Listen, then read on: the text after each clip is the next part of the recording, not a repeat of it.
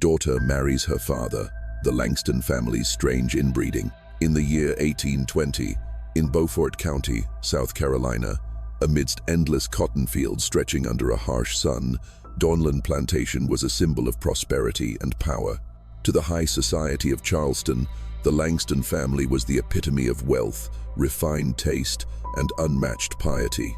But hidden behind the glamorous facade of lavish parties and the splendid walls of the mansion lay a horrific secret, concealed for years through manipulation and deceit. When the truth was exposed in the winter of 1825, it shook the very foundations of Old South society. The case files, sealed in the Charleston courthouse archives for over a century, tell of a meticulously calculated conspiracy, of forged documents, and of a young girl turned into an instrument for an ambition so dark it defies comprehension. The scandal was so immense that the most powerful families in Charleston tried everything to expunge it from history. The local church burned its related records, and the remaining relatives of the Langstons quietly sold off their property and disappeared, taking the family's disgrace with them. But the truth, no matter how deeply buried, will eventually find its way to the light. Before we continue with the story of Clara Mayfield and the terrible secret of the Langston clan, I want you to know that this channel is dedicated to bringing you the darkest and most disturbing true stories from America's past. If you're new here, hit that subscribe button and turn on notifications so you never miss our weekly deep dives into history's most chilling mysteries. And let me know in the comments, what state are you listening from? I love to know where our community of mystery lovers is tuning in from across the country. The documents that survived the scandal would remain locked away in the Charleston courthouse archives until 1927, when a young historian researching antebellum land laws stumbled upon them. His notes to the South Carolina Historical Society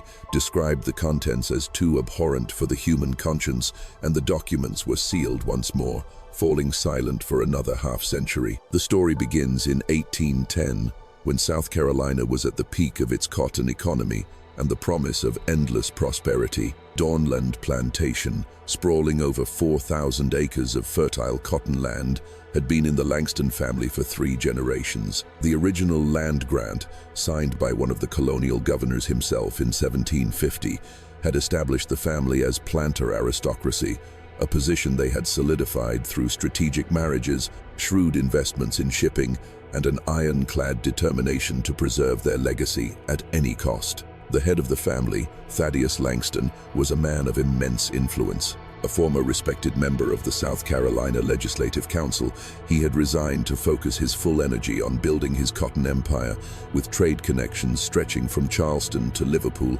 England. His wife, Eleanor, had died in a tragic accident, a fall from a horse, leaving him to preside over his vast estate alone. At 45, Thaddeus possessed an imposing presence that commanded respect from his business rivals and quiet admiration from the ladies of society. With his tall frame, meticulously trimmed salt and pepper hair, and steely blue eyes, he had the air of a man born to rule. His late wife, Eleanor, hailed from the Devereux family, one of the oldest and wealthiest Huguenot families in Charleston, with a lineage tracing back to the city's founders. Eleanor Devereux Langston had brought an enormous dowry and an unassailable social standing to their marriage, further cementing the Langston family's power among the South Carolina elite. Their union, though it ended in tragedy, had been the Charleston social event of its time, uniting 2 of the most powerful cotton empires in the state. The cotton boom of the early 19th century had created opportunities for rapid wealth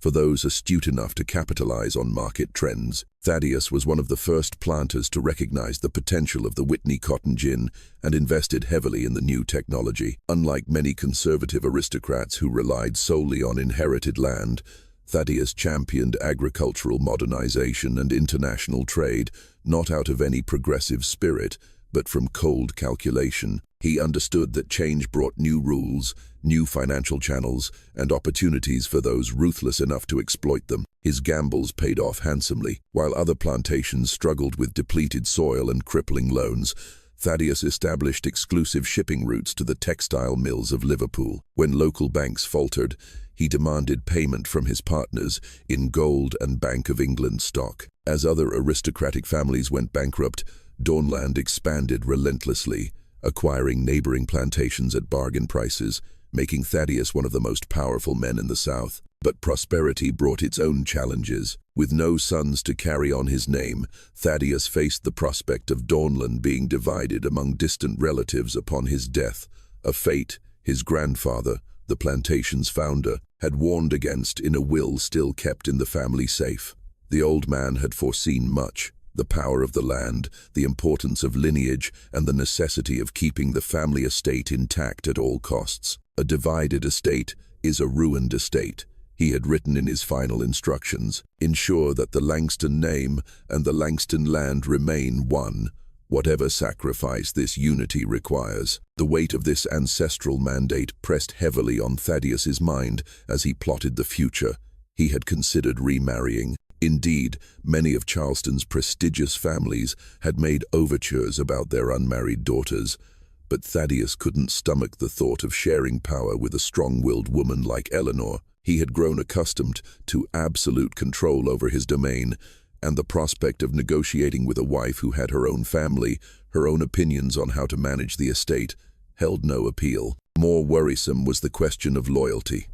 Any woman he married would bring her family's interests into the union, potentially distracting from his goal of preserving the Langston legacy. What Thaddeus needed was not a partner, but an instrument, someone utterly devoted to his vision, completely dependent on his protection, and bound to him by a tie stronger than a conventional marriage contract. It was in this context of cold calculation and familial duty that fate, or rather a deliberately orchestrated plot, brought Clara Mayfield into his life. The August rain fell in punishing sheets, lashing against the tall windows of the Dawnland mansion, heralding a stormy night that would change everything. Thaddeus sat in his mahogany-paneled study, reviewing cotton shipping contracts by the light of an elaborate silver candelabra, one of the pieces Eleanor had brought back from Europe. The room was a perfect reflection of the man, every book perfectly aligned, every document filed according to a strict system, and every wooden surface polished to a high gleam by servants who understood their master,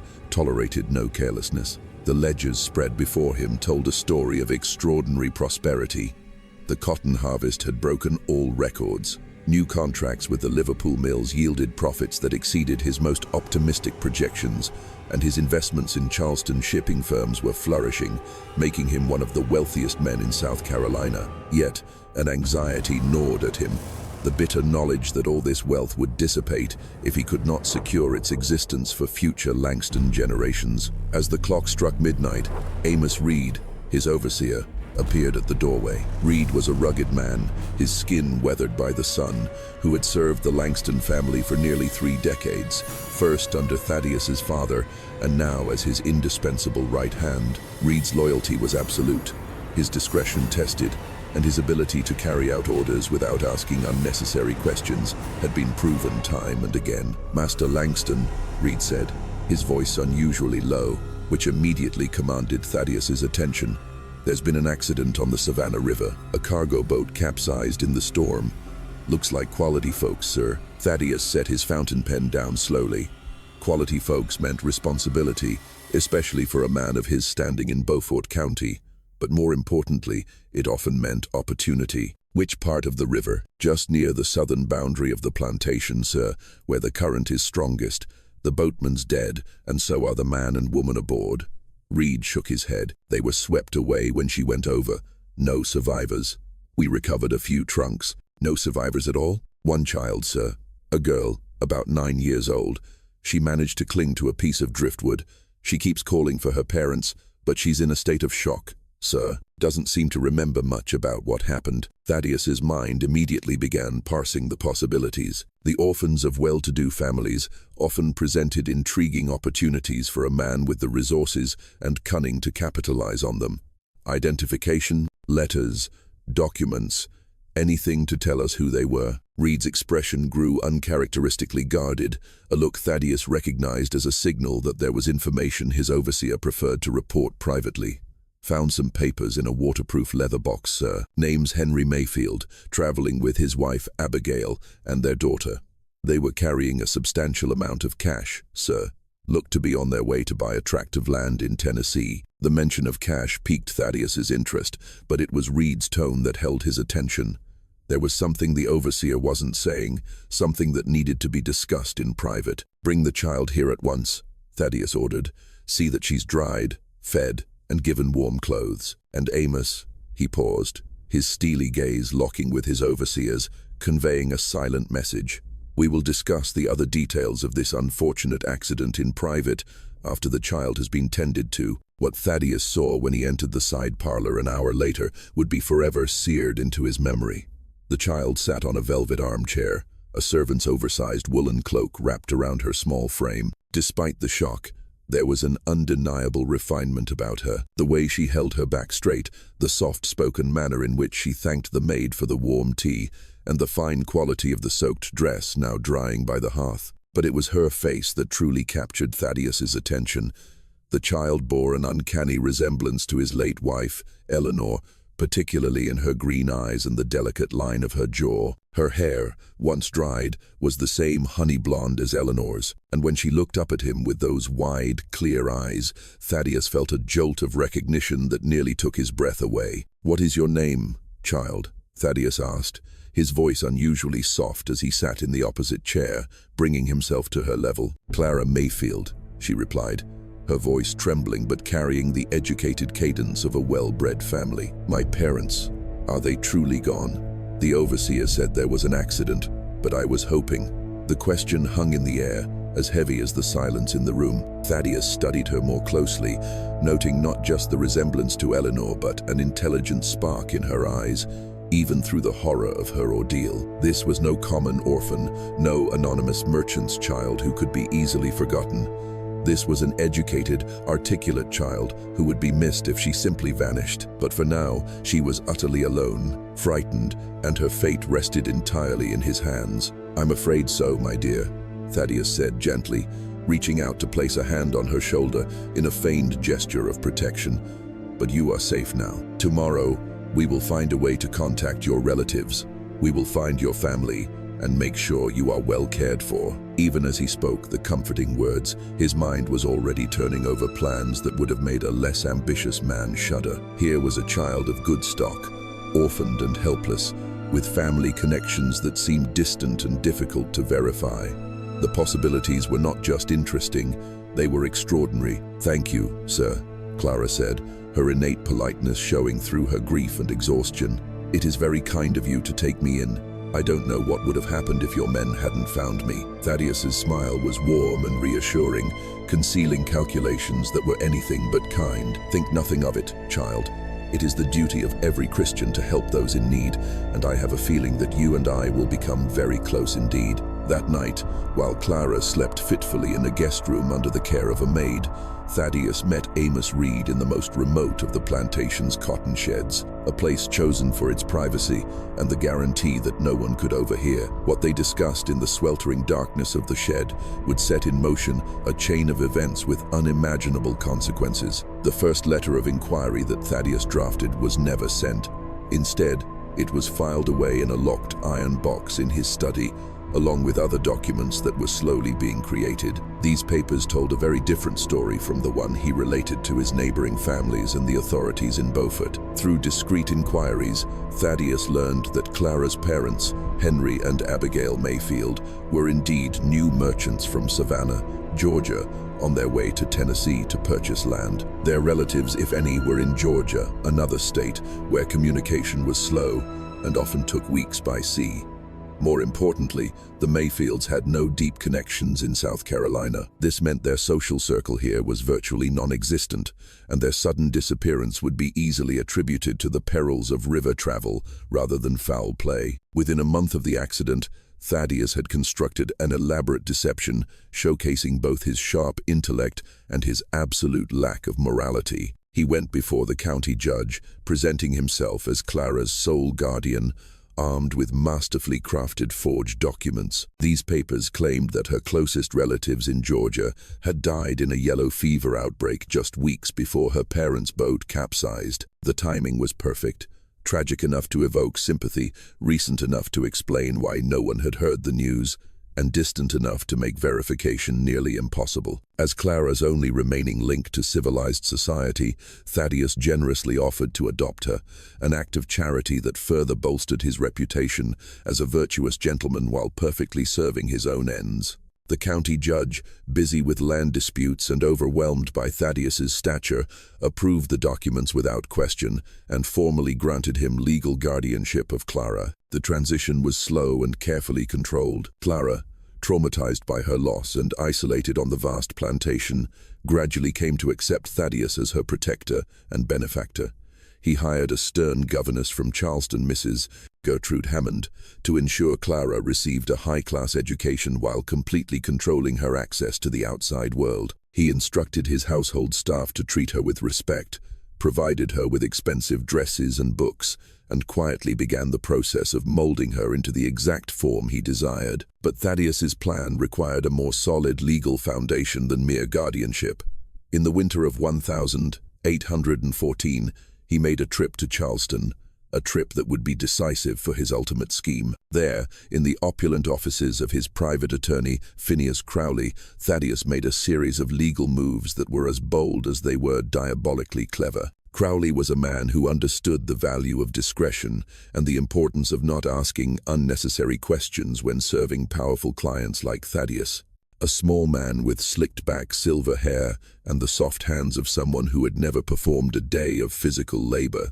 Crowley had built his reputation on resolving the complex legal affairs of South Carolina's planter aristocracy. His office was on the prestigious Broad Street, furnished with rosewood furniture and shelves filled with volumes on property, inheritance, and marriage contracts. First, Thaddeus had Crowley draw up formal adoption papers, making Clara his legal daughter and sole heir. The documents were a masterpiece of legal precision, establishing not only his paternal claim over her, but also ensuring her inheritance of the entire Dawnland plantation in the absence of any other direct heirs. To any observer, it was a noble act by a childless widower, providing a secure future for an unfortunate orphan. Second, and far more insidiously, he had Crowley prepare a peculiar marriage contract. The contract was between Thaddeus Langston of Dawnland Plantation, Beaufort County, and a young woman of suitable breeding and education to be named at a later date. The language was deliberately vague, the timeline undefined, and the identity of the future bride intentionally left blank. Crowley paid a handsome fee for his silence, and his ability to draft unusual legal instruments without question raised no objections. In the complex legal system of South Carolina, such open-ended marriage contracts, while rare, were not unheard of. Powerful men often used them to arrange business alliances or consolidate family holdings years in advance. The adoption papers were filed with the county court and became public record. The marriage contract was not. It was stored securely in Crowley's private safe, waiting for the opportune moment to be executed. As Clara grew from a young girl into a young woman in Thaddeus's tightly controlled environment, his investment in her education became almost obsessive in its detail and purpose. She learned French from a private tutor, literature and history from Mrs. Hammond, and the skills of plantation management through observation of the daily operations. She was schooled in all the social graces required of a plantation mistress, the unspoken rules of Charleston high society, and the complex business principles required to keep a massive estate profitable. To outside observers, Thaddeus was simply preparing his adopted daughter for a brilliant future. It was assumed he was grooming her to be married off to the younger son of some powerful family, or a promising young merchant who needed the Langston name to advance. His dedication to her education was seen as admirable, his fatherly affection touching, and his plans for her deeply responsible. But there were other lessons, teachings whispered so subtly that Clara was too young to recognize their deeper meaning. Thaddeus often spoke of absolute loyalty to the Langston family, of sacred bonds that transcended ordinary social rules, and of biblical precedents where families had unusual structures to serve God's higher purpose. He told her stories of the ancient patriarchs, men who entered into complex marriages to ensure the survival of their lineage through trying times. He constantly recounted the history of the Langston family, emphasizing the sacrifices previous generations had made to build and protect Dawnland. He spoke of ancestors who had shed blood to keep the land, of family members who had made hard choices for the sake of survival, and of the sacred duty each generation owed to those who came before and those who would follow. Slowly, almost invisibly, Thaddeus began to plant in Clara's mind the idea of her special role in this grand narrative.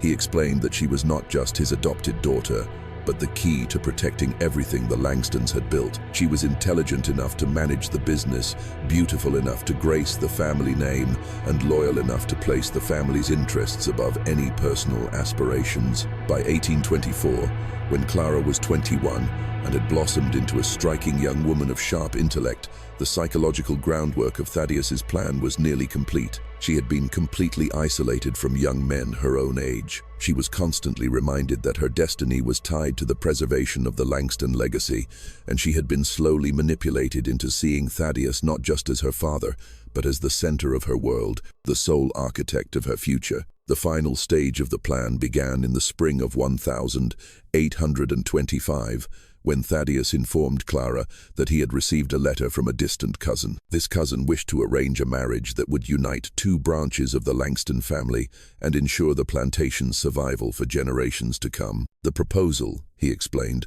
was the result of years of careful arrangement, a way to secure her future while allowing her to repay the family that had saved her. Clara's first glimpse of her future husband was a finely painted miniature portrait that Thaddeus presented to her in his study one sunny May morning. The portrait, set in an intricately carved silver frame and clearly the work of a talented artist, depicted a man who looked startlingly like Thaddeus himself.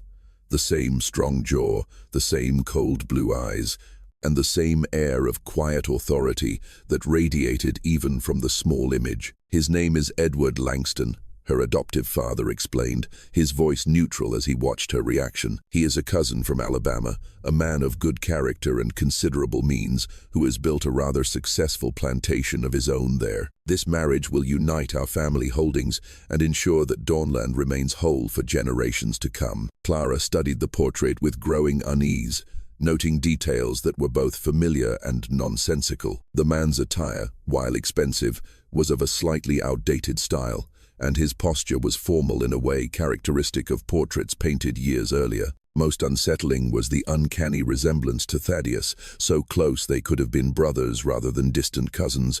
"But what is his middle name, father?" she asked hesitantly. "I have never heard you speak of a cousin named Edward." Thaddeus's explanation was smooth and terrifying in its calculated simplicity. This cousin, he explained, was from a distant branch of the family that had moved to Alabama years ago. Edward Langston had inherited a tract of land and built it into a prosperous plantation, but he lacked the social connections and cultural refinement necessary to truly advance, things that only came with generations of established power in South Carolina. The marriage would be mutually beneficial, Thaddeus continued with the fluent rhetoric of a master manipulator. The cousin would gain a foothold in Charleston society and the business connections that came with the Langston name, while Clara would help preserve the family estate and secure a solid future for herself. Most importantly, the union would keep the family wealth from being dispersed among other distant relatives who might not share the same commitment to the Langston legacy. "But then,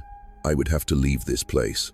"Leave you," Clara said, and Thaddeus was pleased to detect the genuine sorrow in her voice. He had carefully cultivated her emotional dependence over the years, ensuring that the prospect of separation was not just undesirable, but unbearable. "Not leave, my dear," Thaddeus replied, his tone one of gentle fatherly affection that concealed a deep, dark satisfaction. "Expand our family. This marriage has been very carefully arranged to ensure you never have to be far from those who care for you most.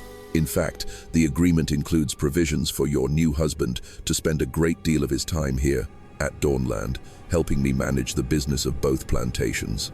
The wedding preparations began soon after, but they were unlike any wedding Clara had heard described in the rare stories of Charleston society. Instead of a grand public ceremony, which was the hallmark of the South Carolina planter aristocracy, with its long guest lists, weeks of festivities, and parties that drew hundreds of friends, family, and business associates, this was to be a private affair, held at Dawnland with only a few carefully selected witnesses. Thaddeus explained this unusual arrangement as a matter of both practicality and social grace. Interstate travel was still difficult, and the groom's family had expressed a desire for a simple ceremony that would not disrupt the complex business negotiations accompanying the marriage agreement. Furthermore, the bride's orphan status made a lavish wedding inappropriate. It would be more seemly for the ceremony to be conducted with solemnity and discretion, rather than with a display that might be seen as insensitive to her tragic past. As summer turned to autumn,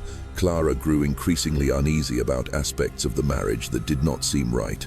As much as she respected Thaddeus's judgment and was grateful for his care, she could not shake her misgivings. The invitations, which she was never allowed to see, had supposedly been sent to the groom's family and distant relations, but not a single letter of reply ever arrived at Dawnland. When she asked to see the acceptances or regrets from the guests, Thaddeus explained that his lawyer in Charleston was handling all correspondence on her behalf, so she would not have to be bothered with tedious details. When she asked to write to her fiancé, a perfectly reasonable desire to get to know him before the wedding, Thaddeus said he was currently traveling on business in the Western Territories and wished to maintain a traditional decorum by limiting contact before the ceremony. Such reticence, he insisted, was a sign of respect and serious intent, not of indifference. Most troubling were the legal documents that Phineas Crowley brought to Dawnland in September. Arriving from Charleston in a private carriage with leather satchels full of files, Clara was asked to sign a series of papers relating to inheritance rights,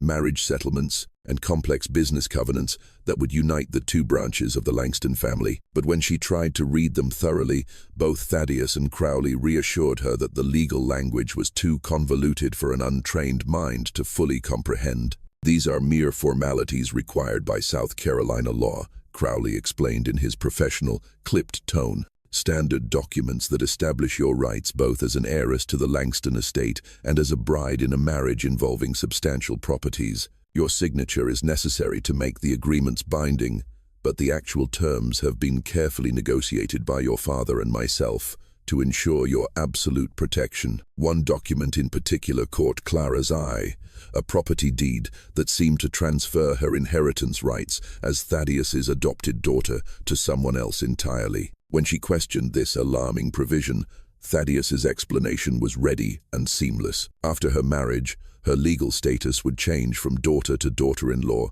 of the Langston family, and this paper merely reflected that change while ensuring her ultimate inheritance remained unaffected. But Clara was more intelligent than Thaddeus had perhaps anticipated, despite his years of careful manipulation. The education he had given her, including a basic understanding of property law, was enough for her to recognize that something was fundamentally wrong with these arrangements. The language of the documents seemed intentionally obscure. The signing of the papers felt rushed, and the explanations she received seemed designed to quell curiosity rather than provide true understanding. Late at night, in the privacy of her bedroom, she began to piece together a puzzle that, when completed, would reveal the horrifying truth of her situation. The truth began to unravel on a cool October evening when Clara made an accidental discovery that would change everything. Unable to sleep due to a vague anxiety about the wedding and her growing suspicions about Thaddeus's arrangements, she decided to go to his study for a book, assuming he had already retired for the night. The mansion was silent, save for the creaking of floorboards and the sound of wind whistling through the old oak trees outside. But the room was not empty. She found Thaddeus sitting by the light of an oil lamp, carefully studying the documents laid out neatly on his mahogany desk. The light cast shadows on the leather-bound books and the ancestral portraits lining the walls, their painted eyes seeming to pass judgment from the darkness. As she was about to speak, a sight froze the blood in her veins and caught the breath in her throat. Amidst the papers was the miniature portrait of her fiancé, Edward. But next to it, Thaddeus had placed a small mirror, positioned so that he could compare his own reflection to the painting. To her horror, she saw him subtly adjusting his collar and his expression, as if practicing to match the pose in the portrait exactly. Clara backed away silently, her heart pounding in her chest, certain Thaddeus would hear it, despite his intense focus. Her mind raced as she tried to process what she had seen. The resemblance between Thaddeus and the man in the portrait was not a coincidence. They were one and the same. But how was that possible? What explanation could there be for such an elaborate deception? The answer that formed in her mind was so monstrous, she could hardly bear to face it. Yet, it explained every illogical aspect of the wedding preparations. There was no cousin Edward. There never had been. Thaddeus intended to marry her himself, using a false identity to legitimize the union, while legally maintaining their father-daughter relationship. In the days that followed, Clara began her own investigation, using the skills of observation and deduction that Thaddeus himself had taught her. She started with the family correspondence, subtly examining papers when she had the chance during her lessons with Mrs. Hammond or discussions about wedding preparations. What she found chilled her and confirmed her worst fears. There was not a single letter from a cousin named Edward Langston. Instead, she found correspondence with the lawyer Phineas Crowley, discussing special arrangements and emphasizing the need for absolute discretion regarding the unusual nature of the ceremony. She also discovered bills from a portrait artist in Charleston for alterations to an existing miniature and payments to tailors for suits of clothes that seemed designed to change a man's appearance. The decisive breakthrough came when Clara discovered the safe hidden behind a bookshelf in Thaddeus's study while he was away on business in Charleston. Using a hairpin and techniques she had learned from watching the plantation locksmith, she managed to open it while the household was busy with afternoon chores, and no one would notice her presence in the study. Inside, she found the documents that laid his entire conspiracy bare, the original letters of inquiry about her parents that were never sent, the forged guardianship papers that established his power over her, the fabricated letters supposedly from the fictional cousin, and, most horrifyingly,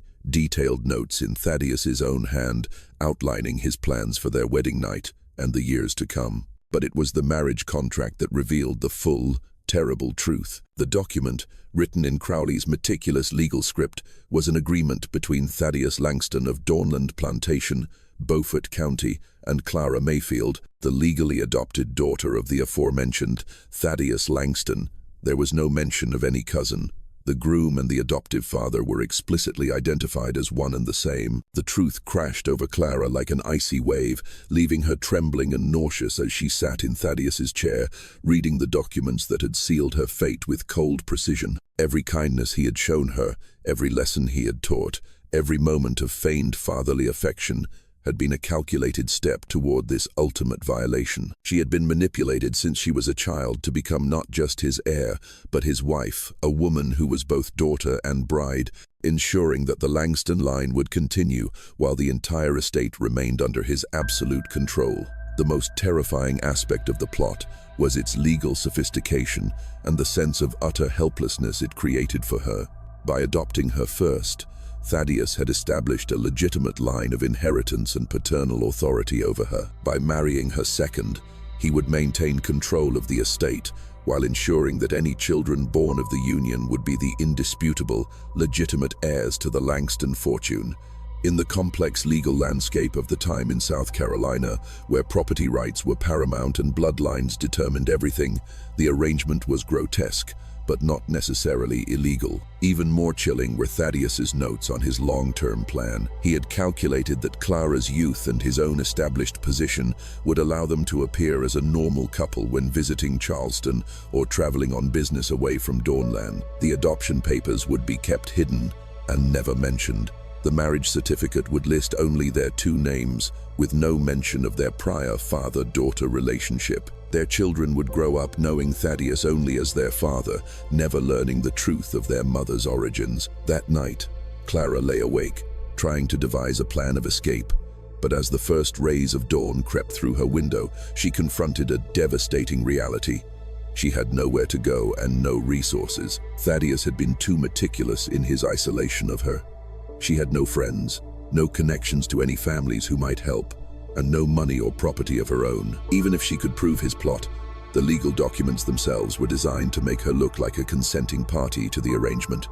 The wedding was set for November 15th, less than a month away. Time was running out, and Thaddeus's trap was nearly perfect. Clara's opportunity came in the form of an unexpected visitor who arrived at Dawnland like an answer to a desperate prayer. One afternoon in late October, a young journalist named Nathaniel Brooks from the Charleston Gazette arrived at the plantation, requesting an interview with Thaddeus for a feature on the success of the cotton industry. His intelligent demeanor and keen, observant eyes sparked a faint glimmer of hope in Clara. Could this be her connection to the outside world? Nathaniel Brooks was a man of about 28, with tousled brown hair and sharp eyes that held the curiosity of someone who was always searching for the truth behind the facade.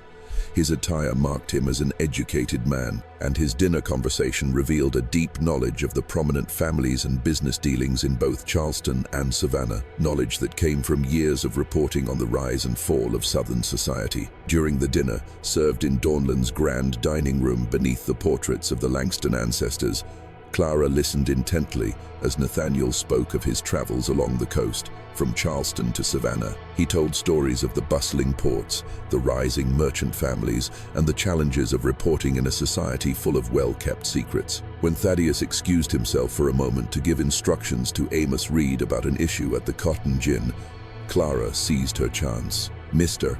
Brooks," she said quietly, her voice steady despite the frantic pounding of her heart. "May I ask if you have ever heard of a family in Savannah by the name of Mayfield? I believe they may be distant relatives of mine." The journalist's intelligent face lit up with professional interest and a hint of sympathy. "Mayfield, I do recall hearing of them. Henry and Abigail Mayfield, was it? A true tragedy. That boating accident years ago. I met them a few times at the Savannah port. They were fur traders, good people.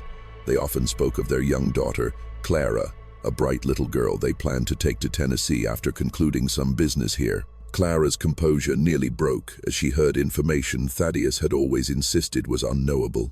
"Her aunt. My aunt. What was her name?" "Mary Mayfield," Nathaniel replied. "Your mother, Abigail's sister. A formidable woman. Last I saw her, she was still managing the family shop in Savannah. She never gave up hope of hearing news about her sister's family. A terrible business, really, that they never reached their rendezvous in Tennessee. But why do you ask, Miss Langston?" Before Clara could answer, Thaddeus returned to the dining room, and the conversation immediately shifted to another topic. But Clara knew enough to confirm her worst fears and to discover that she had family, real family, still alive and looking for her. And Thaddeus's claims that she was alone in the world were just another cruel lie. That night, Clara made a bold decision, one that would require all the courage and intelligence she possessed. She would confront Thaddeus directly, not to beg for mercy or negotiate her freedom, but to force him to admit his crimes. She knew that if she could somehow get word to Nathaniel, a journalist with access to the authorities in Charleston, she might have a chance to escape the trap that had held her for 13 years. She waited until the mansion was asleep, then crept through the dark corridors to Thaddeus's study, where she knew he often worked late. She found him there, as expected, reviewing the final details for their wedding, the fraudulent documents spread before him like a battle plan. When he looked up and saw her standing in the doorway in her white nightgown,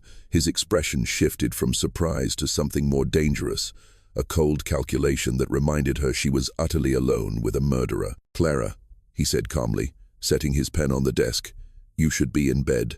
We have much to prepare for our wedding tomorrow." The possessive emphasis he placed on the word "our" sent a chill down her spine.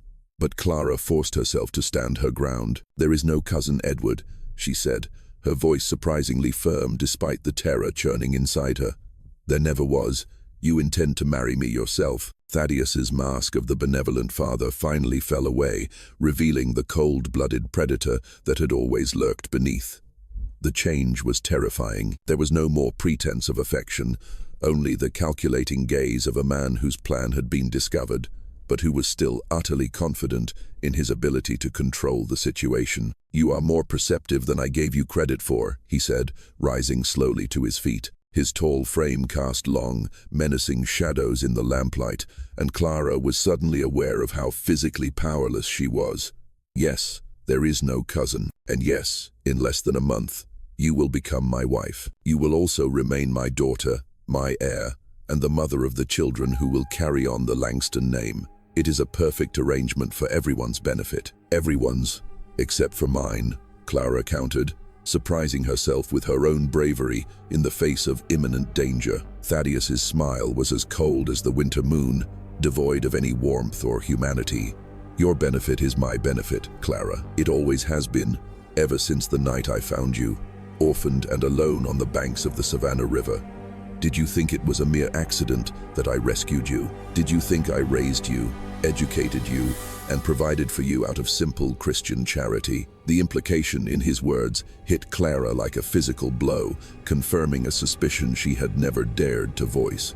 The boat accident, you knew about it. I orchestrated it, Thaddeus said, with the casual tone of a man discussing the weather. Your parents were foolishly boastful about the money they were carrying for their land purchase. My men were instructed to capsize the boat and take the money, but you were an unexpected prize. When I saw how much you resembled my dear Eleanor, I knew that Providence had delivered me something far more valuable than cash. The full horror of her situation coalesced in that moment. Her parents had not died in an accident. They had been murdered on Thaddeus's orders. She had been abducted, not rescued. Everything about her life for the past 13 years had been built on violence, lies, and the calculated manipulation of a child for purposes too evil to comprehend. The law will not allow this, Clara said, though even as the words left her mouth, she knew how hollow they sounded in a society where women had almost no rights outside the protection of men. Thaddeus's laughter was dismissive, echoing through the room filled with law books and ancestral portraits. The law, my dear, is what men like me create. Legally, you are my daughter, which means you are entirely under my authority until you are married. And then, you will be my wife, which means you will remain under my authority thereafter. The papers are all perfectly drafted, witnessed by men of standing, and filed with the court. There is no law in South Carolina or anywhere else that can touch us. He moved closer, and Clara could smell the bourbon on his breath, could see the cold satisfaction in his eyes as he savored his absolute victory. More importantly, my dear, you have nowhere to go and no one to turn to. Your dear Aunt Mary presumably believes you died with your parents 13 years ago. You have new friends, new money, new connections. Even if you were to escape Dawnland, you would be a penniless orphan with no proof of your identity and no way to survive. But Thaddeus had underestimated one crucial factor. Clara's desperation was tempered by 13 years of education and careful observation. She had learned not just literature and mathematics, but how to read people, understand their motives, and recognize their weaknesses. And she had identified Thaddeus's greatest weakness, his supreme arrogance in his own intellect. You are right, she said softly, letting a note of resignation enter her voice. I have no choice but to accept your plan, but I need to understand one thing before I resign myself to this fate. How did you know my parents would be on that river with so much money? How could you have arranged such a perfect accident? Thaddeus's expression shifted to one of proud self-satisfaction, believing her to be capitulating. Like many intelligent villains, he could not resist the urge to explain the brilliance of his scheme to someone who could appreciate its complexity. Your father was a fool, he said, leaning back in his chair with the air of a man enjoying a chance to boast. He bragged too much in the Charleston port taverns about his plans to buy land in Tennessee. It was a simple matter to learn the details of his journey, the river route they would take, and most importantly, the amount of cash they were carrying. As Thaddeus continued to gloat, detailing the months of planning that went into the murder of her parents and her own abduction, Clara carefully memorized every word. She had no weapon, no physical way to fight him, but she had something more powerful. A witness right there in the house, a journalist with a thirst for the truth and the credibility to be heard by judges and courts. What happened next became the stuff of legend, whispered throughout Beaufort County for decades to come. A tale that combined justice, vengeance, and a strange twist of fate in ways that defied easy explanation. On the morning of the 15th of November, 1825, the day of the wedding that was meant to complete Thaddeus's monstrous plan, a storm broke over Dawnland Plantation that would destroy the Langston family forever and expose the secrets that had been buried for 13 years. Clara's plan was as simple as it was devastating. Forged in 13 years of education and ultimate desperation, she had spent the final days not in resignation, but in meticulous preparation, using every skill Thaddeus had taught her. She used her knowledge of the household schedule, her access to Thaddeus's study when he was inspecting the cotton fields, and her understanding of the legal system he had used to entrap her. She had been quietly gathering the evidence of his crimes. The evidence she had compiled was extensive and damning. She had carefully copied the fraudulent guardianship papers that gave Thaddeus power over her, the fabricated letters from the non-existent cousin, the financial ledgers that documented payments for the men who had caused the Mayfield's boat to capsize, and most importantly, Thaddeus's own notes outlining his long-term plans for their marriage and the children he expected her to bear. But Clara understood that evidence alone might not be enough to bring down a man of Thaddeus's influence, wealth, and connections. She needed something more dramatic, more public, and more legally binding. She needed witnesses whose testimony could not be dismissed, and she needed to create a situation where Thaddeus's guilt was exposed in a way that could not be denied. The wedding was to take place in the grand parlor of Dawnland, with Reverend Samuel Grayson officiating and a select group of guests, including the lawyer Phineas Crowley, a few neighboring planters and their wives, local magistrates, and several prominent figures from Charleston society. To the guests, the event seemed to be a marriage between a devoted adoptive father and his daughter. Unusual, perhaps, but not unheard of in a society where property often trumped sentiment in matters of matrimony. Clara appeared in her wedding gown, an ivory silk dress that had once belonged to Thaddeus's first wife, Eleanor, altered to fit her frame. She looked pale but remarkably calm. Her hair was styled in an elegant updo, adorned with the same pearls that had been Eleanor's wedding jewelry. To the guests, she was a beautiful and somewhat shy bride, perhaps overwhelmed by the gravity of the day, but resigned to her fate. Thaddeus stood beside her, dressed in his finest attire, a dark blue wool coat, an ivory waistcoat, and a perfectly tied silk cravat, all of which enhanced his air of authority. His satisfaction was evident in every gesture as he prepared to complete his masterwork.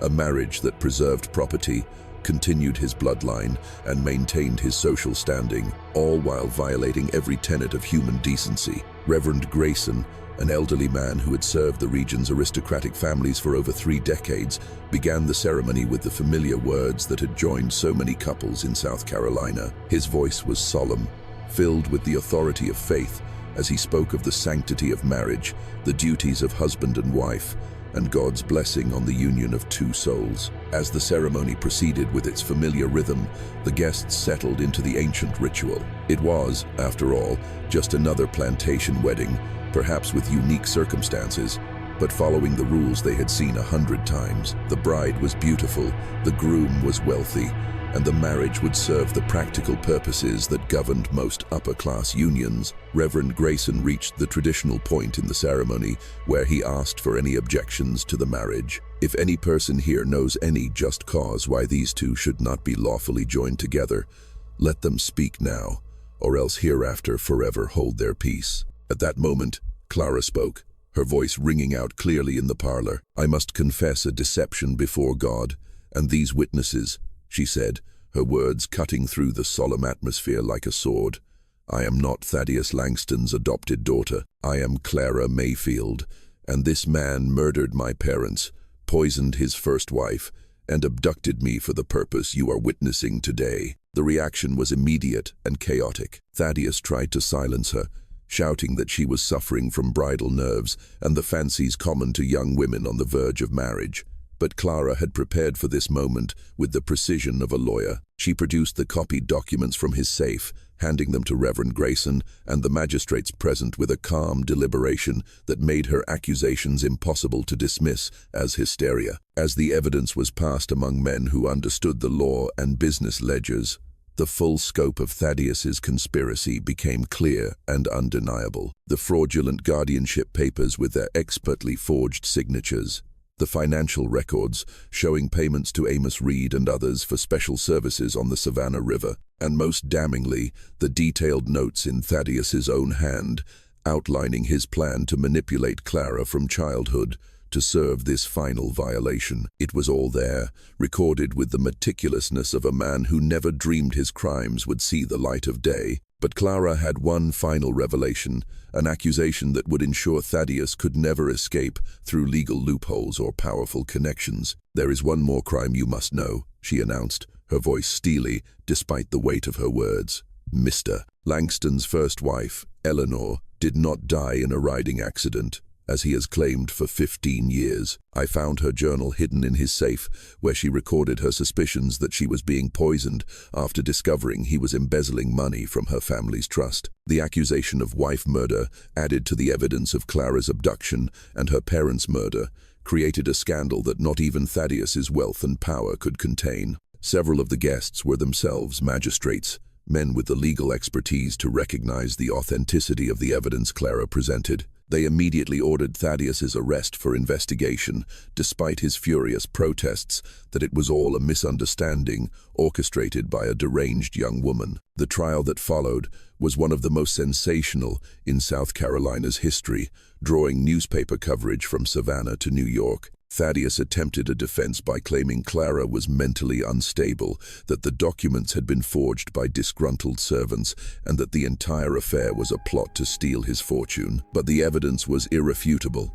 Clara's testimony was delivered with intelligence and composure, and it was backed by physical proof. Even Thaddeus's closest allies in Charleston society began to distance themselves from a man whose guilt was so apparent. The prosecution, led by Charleston's finest lawyers, painted a picture of calculated cruelty that shocked even the most jaded observers. Here was a man who had murdered 3 people for money, abducted a child, and spent 13 years manipulating her for the purpose of exploitation, all while wearing the mask of a respectable gentleman. The case became a symbol of the corruption of unchecked power and the importance of protecting society's most vulnerable. Thaddeus was found guilty on multiple counts: first-degree murder for the deaths of Henry and Abigail Mayfield, kidnapping and false imprisonment of Clara, fraud and forgery, and first-degree murder for the death of his wife, Eleanor. The sentence was death by hanging, which was carried out in Charleston on the 10th of March, 1826,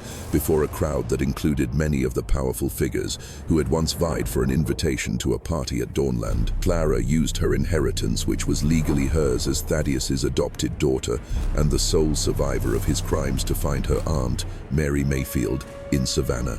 The journey was short but emotional, and she finally found her still managing the family shop, still praying daily for news of her lost relatives.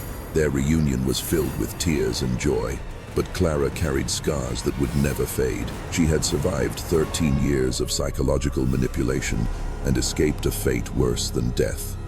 The experience changed her forever. She had a profound understanding of the nature of evil and an iron will to prevent other children from suffering a similar fate. She never married, though she received countless proposals from men drawn to her beauty, intelligence, and vast fortune. The idea of placing herself under the control of another man was still too terrifying, too reminiscent of the trap she had fought to escape. Instead, she dedicated her life and her fortune to establishing a charity called the Radiant Moonlight, which supported abused women and children throughout South Carolina and Georgia. She built safe houses where vulnerable young people could receive an education and protection, free from exploitation by those who feigned concern. Her work became a model for social welfare, influencing the passage of new laws to protect orphans and women for decades to come. Clara died in 1887 at the age of 84, surrounded by the women and children whose lives she had saved. Her funeral was attended by social activists, politicians, and citizens from far and wide, all come to honor a woman who had turned her personal tragedy into a legacy of service to others. Dawnland Plantation was sold to cover legal debts and reparations, but the great house stood empty for years before being demolished. Local law claimed that nothing would grow properly on the land, and that on moonlit nights, the figure of a woman in a white dress could still be seen walking the fields as a reminder of the crimes that had been buried there. The Langston name vanished completely from South Carolina society. Distant relatives changed their surnames or moved away, unable to bear the shame associated with Thaddeus's crimes. The family's position, once thought to be as solid as bedrock, had dissolved in a single generation. It was a testament to the fact that even the most respectable facades cannot hide the truth forever. Amos Reed, Thaddeus's overseer and accomplice in the murders, was tried separately and sentenced to life in prison. Phineas Crowley, the lawyer who had enabled the legal deceptions, was disbarred and served prison time for fraud and complicity. The case became a cautionary tale, cited in law schools and sermons alike, a prime example of how power and greed can fester when society fails to protect its weakest members. Clara's courage in exposing the truth, despite the risks and the power of her oppressor, became an inspiration for reformers fighting for the rights of women and children. This story shows us how cleverly evil can hide behind the veneer of respectability and social status, how the vulnerable can be exploited by the very people who claim to protect them, and how courage and intelligence can ultimately triumph over even the most sophisticated, calculated crimes. Clara Mayfield's determination to reclaim justice not only saved her own life, but stopped Thaddeus Langston from harming other victims and helped establish safeguards that would benefit countless others in the years to come. What do you think of this story? Do you believe that such intricate plots and systematic abuse could exist in the high society of the antebellum American South? Where do you think Clara found the courage to risk everything by exposing Thaddeus when she had no guarantee that anyone would believe or help her? Leave your comments below and share your thoughts on how one woman's intelligence and willpower brought down a seemingly untouchable predator who hid his monstrous nature behind a veil of wealth and power. If you enjoyed this dark tale from the hidden history of South Carolina, be sure to subscribe to our channel. Hit the notification bell so you don't miss our weekly journeys into America's most chilling historical mysteries. And share this video with anyone who appreciates a story of courage triumphing over calculated evil. Until next time, remember that the most terrifying monsters often wear the most civilized masks, and sometimes the greatest heroes are the ones who dare to speak out against unspeakable injustice.